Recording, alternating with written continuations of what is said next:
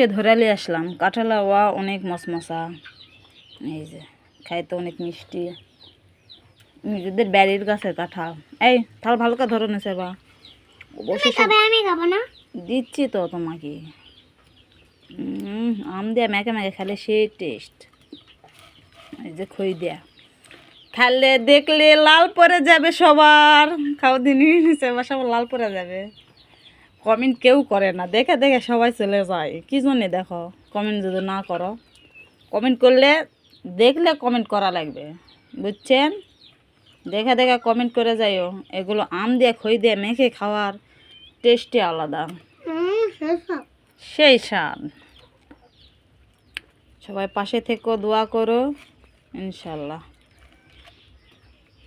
আর দেখলে কমেন্ট করা লাগবে, বুঝছেন? কমেন্ট করবেন সবাই, কমেন্ট।